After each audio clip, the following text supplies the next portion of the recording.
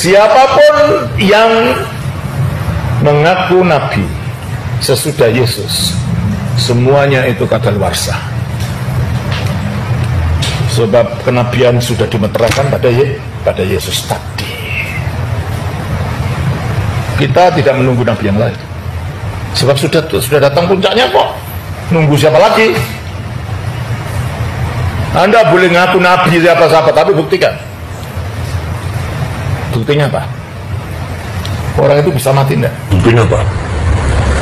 Orang itu bisa mati enggak?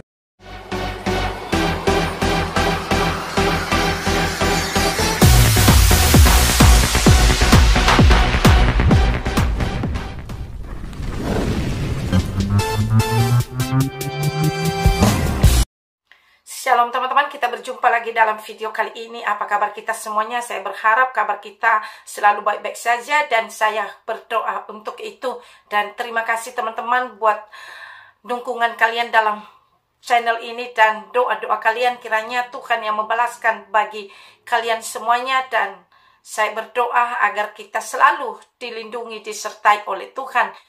Kali ini teman-teman, saya akan membagikan cuplikan video yaitu tentang Yesus. Siapakah Yesus sebenarnya dan kenapa umat Kristen tidak mengakui yaitu Nabi saudara kita Muslim. Dan mari kita cari tahu ceritanya teman-teman, dan nanti ada beberapa saudara kita menjelaskan lewat cuplikan video ini, dan mari kita saksikan dan dengarkan bersama-sama. Mari tonton sampai selesai teman-teman, agar kita semuanya tidak gagal paham. Mari selamat menyaksikan. Zaman akhir ini apa? Ia telah berbicara kepada kita dengan perantara anaknya. Bukan perantara nabi lagi, masa nabi sudah selesai. Berarti Yesus adalah pernyataan diri Allah yang paling akhir, paling puncak, yang melaluinya Allah menyatakan dirinya pada kita manusia. Yohanes 1 ayat 18. Tidak seorang pun yang pernah melihat Allah. Ya, tidak seorang pun yang pernah melihat Allah, tetapi Anak tunggal Allah. Anak tunggalnya Allah, yaitu firman-Nya Allah yang satu-satunya itu. Terus yang ada di pangkuan Bapa, dialah yang menyatakan. Ialah yang menyatakan. Yang menyatakan Allah yang tersembunyi, yang gaib itu hanya satu, yaitu firman-Nya yang telah jadi manusia ini. Di luar itu orang tidak akan kenal Bapa ini. Tak seorang pun datang kepada Bapa kalau tidak melalui aku. Sebab apa? Dia wahyu Allah terpuncak, dia terakhir.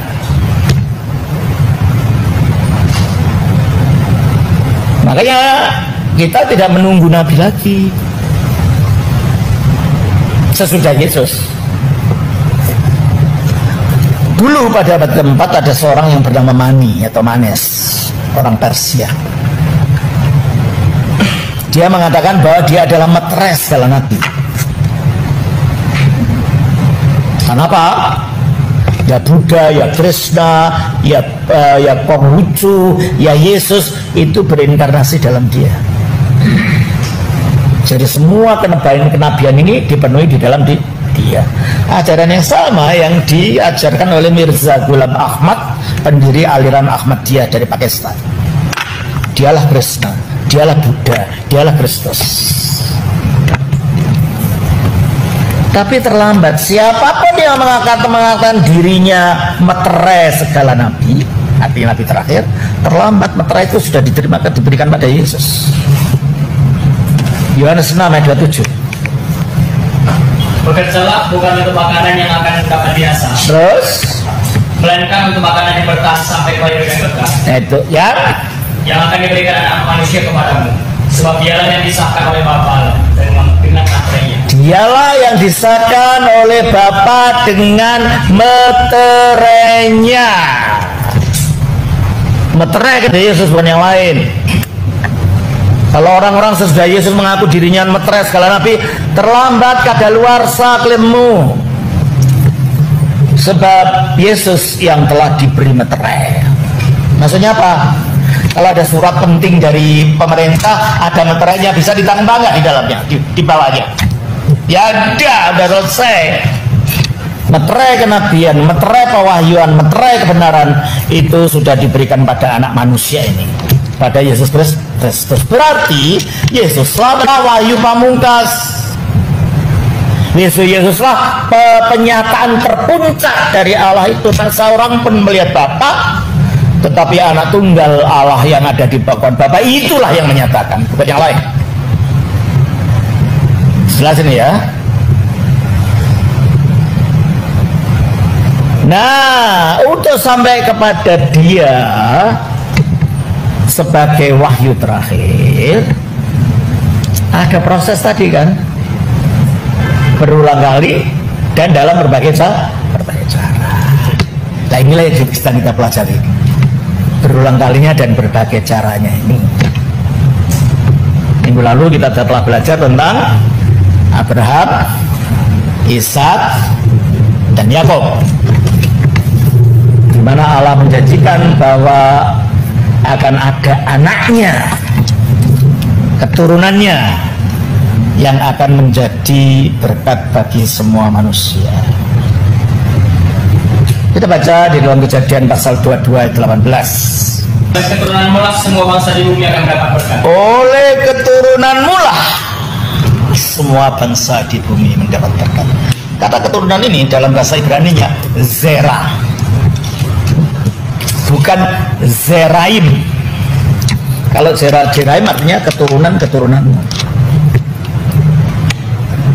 Oleh Zeramulah semua bangsa di bumi akan mendapat berkat. Berarti hanya ada satu keturunan Abraham nanti yang akan menjadi berkat bagi manusia.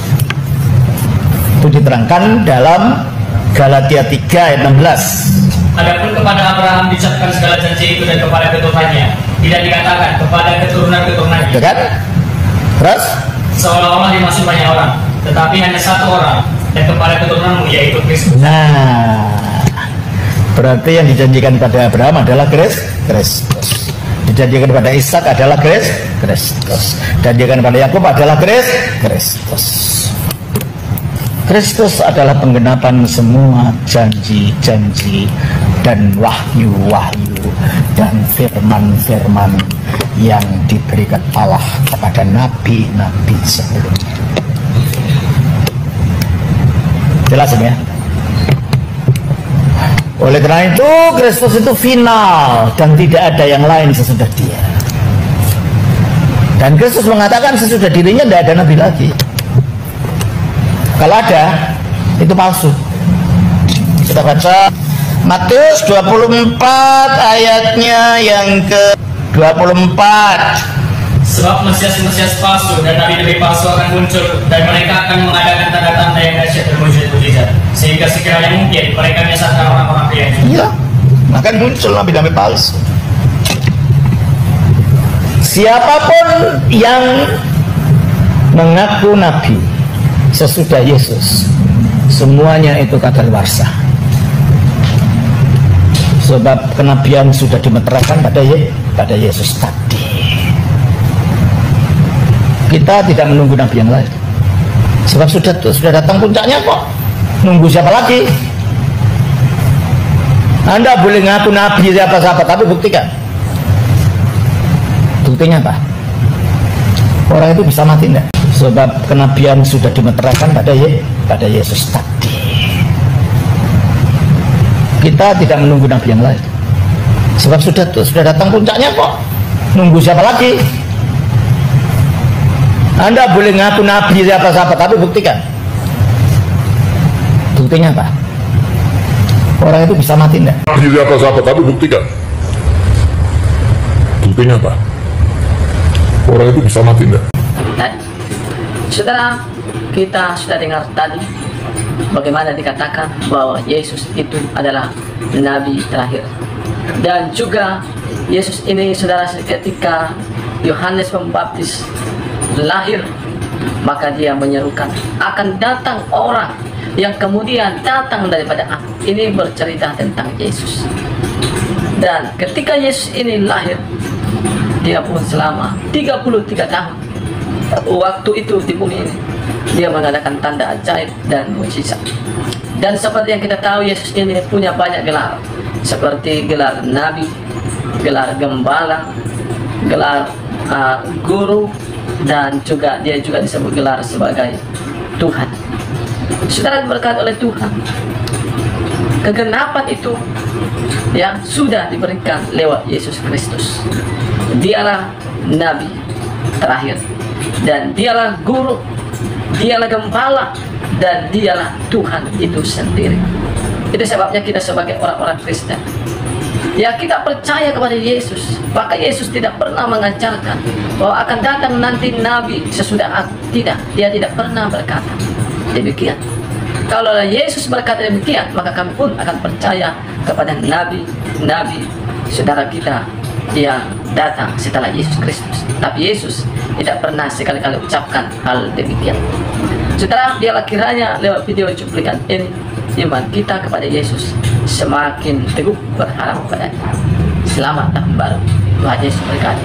Shalom. Jadi itulah dia teman-teman, bagaimana pendapat kalian setelah mendengarkan cuplikan video ini.